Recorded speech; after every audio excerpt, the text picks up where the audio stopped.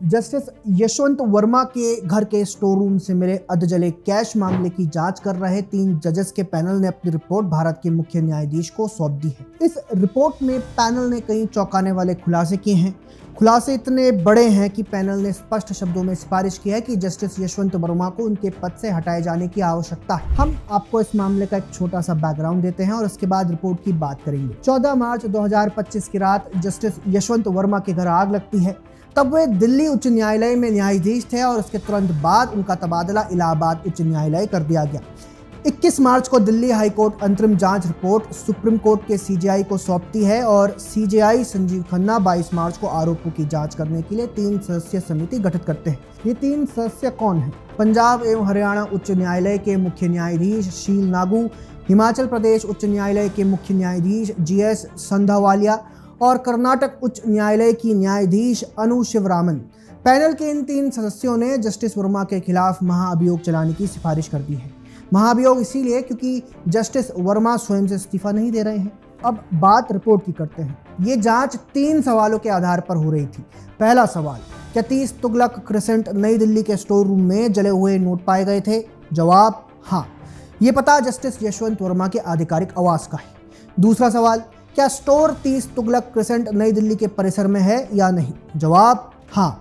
यानी ये store room justice Verma के आधिकारिक क्षेत्र के अंदर आता है। तीसरा सवाल, न्यायमूर्ति वर्मा ने स्टोर रूम में पैसे या नकदी की मौजूदगी का हिसाब कैसे दिया? जवाब, वह नहीं दे सके। इस रिपोर्ट में कुछ बड़ी बातें हैं जो हम आपको आसान शब्दों में समझा देते हैं। पैनल का कहना है कि आग बुझाने की प्रक्रिया के दौरान देखे गए और पाए गए अधजले नोट अत्यधिक संदिग्ध वस्तुएं हैं और वे छोटी राशि के नहीं हैं, जिन्हें न्यायमूर्ति वर्मा या उनके परिवार के सदस्यों की मौन या स्पष्ट सहमति के बिना स्टोर रूम में नहीं रखा जा सकता था। एक कार्यरत न्यायाधीश के स्टोर रूम में किसी बाहरी व्यक्ति द्वारा कैश रखना लगभग असंभव है, वो भी तब जब निगरानी में हर समय गेट पर तैनात एक मुख्य गार्ड, उसके 4 सहायक और एक पीसीओ खड़े हों।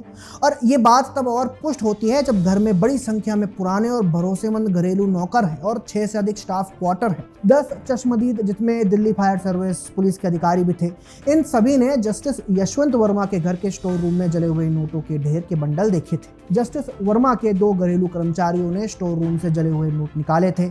इस बात की पुष्टि तब हुई जब वायरल वीडियो से दोनों की आवाज मैच की गई। जस्टिस यशवंत वर्मा की बेटी दिया ने वायरल वीडियो के बारे में गलत बयान दिया। दिया ने कर्मचारी की आवाज पहचानने से ही साफ इनकार कर दिया, जबकि कर्मचारी ने खुद स्वीकार किया कि आवाज उसी की है।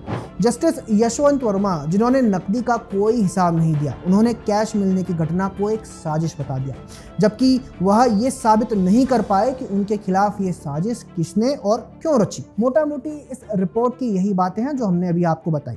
अब जस्टिस यशवंत वर्मा के खिलाफ इस मॉनसून सत्र में केंद्र सरकार महाअभियोग प्रस्ताव लाएगी, ये लगभग तय है।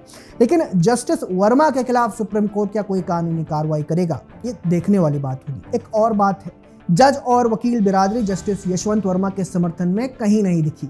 इलाहाबाद हाईकोर्ट में तबादला करने पर कोलेजियम की आलोचना हुई और वकीलों ने ये तक कह दिया कि इलाहाबाद हाईकोर्ट क्या कोई कूड़ादान है। दिल्ली हाईकोर्ट के अंतरिम जांच रिपोर्ट के बाद सुप्रीम कोर्ट ने ही जस्टिस वर्मा पर लगे आरोपों की जांच के लिए एक पैनल बिठाया। अब हमारा सवाल ये है कि ये सब निष्पक्ष प्रक्रियाएं हैं, इसमें सरकार का फिलहाल कोई रोल नहीं है। लेकिन तब भी कांग्रेस पार्टी के नेता और वकील कपिल सिब्बल को जस्टिस वर्मा के खिलाफ महाअभियोग लाने से दिक्कत क्यों हो रही है? और अब तो पैनल ने ही ये बात कह दी है। कांग्रेस नेता कपिल सिब्बल बेतुके सवाल पूछते हैं कि कितने नोट थे, असली थे या नकली थे, क्यों एक भी नोट बरामद नहीं हुआ, सभी रुपए कहाँ हैं?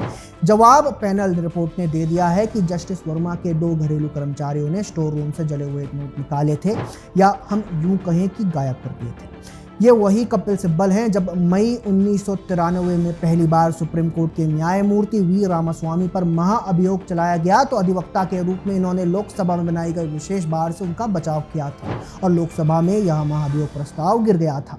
ये इन महाशय का पुराना रिकॉर्ड है। बहरहाल ये थी जस्टिस वर्मा के खिलाफ जांच कर रही पैनल की रिपोर्ट। आप इस रिपोर्ट पर क्या कहना चाहते हैं, हमें कमेंट बॉक्स में ज़रूर बताएं।